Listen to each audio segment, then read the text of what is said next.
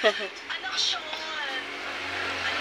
so yung journey dito sa TNT Kids and alam ko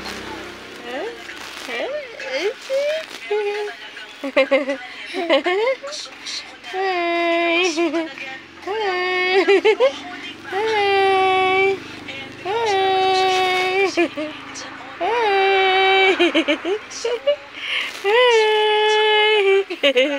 Selfie! Selfie! Hi! Hi!